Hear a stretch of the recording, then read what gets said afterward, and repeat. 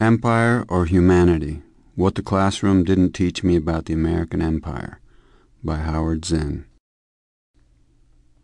With an occupying army waging war in Iraq and Afghanistan, with military bases and corporate bullying in every part of the world, there is hardly a question anymore of the existence of an American empire. Indeed, the once fervent denials have turned into a boastful, unashamed embrace of the idea. However, the very notion that the United States was an empire did not occur to me until after I finished my work as a bombardier with the 8th Air Force in the Second World War.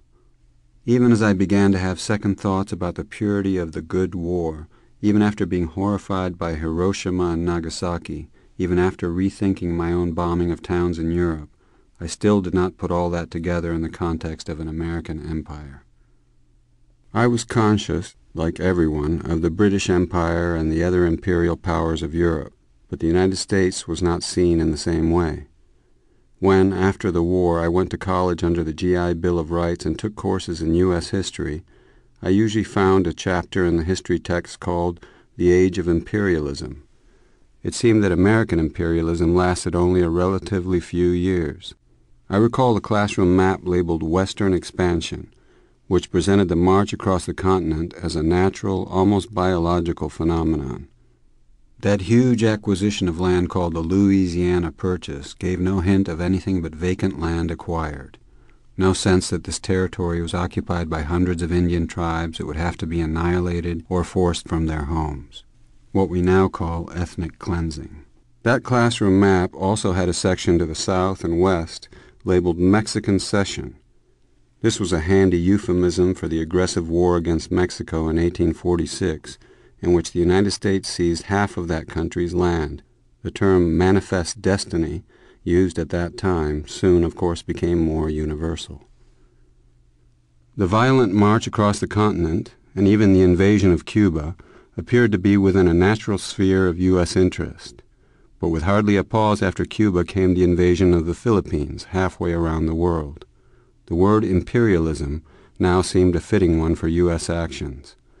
Indeed, that long, cruel war, treated quickly and superficially in the history books, gave rise to an anti-imperialist league. Reading outside the classroom, I began to fit the pieces of history into a larger mosaic. What at first had seemed like a purely passive foreign policy in the decade leading up to the First World War now appeared as a succession of violent interventions. At the very time I was learning this history, the years after World War II, the United States was becoming not just another imperial power, but the world's leading superpower. Determined to maintain and expand its monopoly on nuclear weapons, it was taking over remote islands in the Pacific, forcing the inhabitants to leave and turning the islands into deadly playgrounds for atomic tests. When the war in Korea began in 1950, I was still studying history as a graduate student at Columbia. Nothing in my classes prepared me to understand American policy in Asia. It seemed clear to me then that it was not the invasion of South Korea by the North that prompted U.S. intervention, but the desire of the United States to have a firm foothold on the continent of Asia, especially now that the communists were in power in China. Years later, as the covert intervention in Vietnam grew into a massive and brutal military operation, the imperial designs of the United States became clearer to me. In 1967, I wrote a book called Vietnam, The Logic of Withdrawal. By that time, I was heavily involved in the movement against the war. When I read the hundreds of pages of the Pentagon Papers entrusted to me by Daniel Ellsberg, what jumped out at me were the secret memos from the National Security Council. Explaining the U.S. interest in Southeast Asia, they spoke bluntly of the U.S. motives as a quest for tin, rubber, oil. No anti-war movement in the history of the nation reached the scale of the opposition to the war in Vietnam. At least part of that opposition rested on an understanding that more than Vietnam was at stake, that the brutal war in that tiny country was part of a grander imperial design. Various interventions following the U.S. defeat in Vietnam seemed to reflect the desperate need of the still reigning superpower, even after the fall of its powerful rival, the Soviet Union, to establish its dominance everywhere.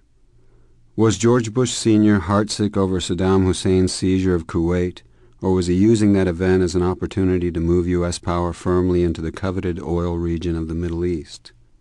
Given the history of the United States, given its obsession with Middle East oil dating from Franklin Roosevelt's 1945 deal with King Abdul Aziz of Saudi Arabia, and the CIA's overthrow of the Democratic Mossadegh government in Iran in 1953, it is not hard to decide that question. The ruthless attacks of September 11th, as the official 9/11 Commission acknowledged, derived from the fierce hatred of U.S. expansion in the Middle East and elsewhere. Even before that event, the Defense Department acknowledged the existence of more than 700 American military bases outside of the United States. Since that date, with the initiation of a quote-unquote war on terrorism, many more bases have been established or expanded. When I was bombing cities in Germany, Hungary, Czechoslovakia, and France in the Second World War, the moral justification was so simple and clear as to be beyond discussion. We were saving the world from the evil of fascism. I was therefore startled to hear from a gunner on another crew that he considered this an imperialist war. Both sides, he said, were motivated by ambitions of control and conquest. We argued about it without resolving the issue. Ironically, not long after our discussion, this fellow was shot down and killed on a mission. In wars, there is always a difference between the motives of the soldiers and the motives of the political leaders who send them into battle. My motive was to help defeat fascism and create a more decent world, free of aggression, militarism, and racism. As George W. Bush said in his second inaugural address, "Spreading liberty around the world is the calling of our time." The New York Times called the speech "striking for its idealism." We can hardly ask for a more candid, blunter declaration of imperial design, but with assurances that the motive of this influence is benign, that the purposes are noble, that this is quote-unquote imperialism light. The American empire has always been a bipartisan project. Democrats and Republicans have taken turns extending it, extolling it, justifying it. The rhetoric, often persuasive on first hearing, soon becomes overwhelmed by horrors that can no longer be concealed. The bloody corpses of Iraq, the torn limbs of American GIs, the millions of families driven from their homes in the Middle East and in the Mississippi Delta. Have not the justifications for empire so embedded in our culture and assaulting our good sense that war is necessary for security, that expansion is fundamental to civilization, begun to lose their hold on our minds? Have we not reached a point in history where we are ready to embrace a new way of living in the world, expanding not our military power, but our humanity?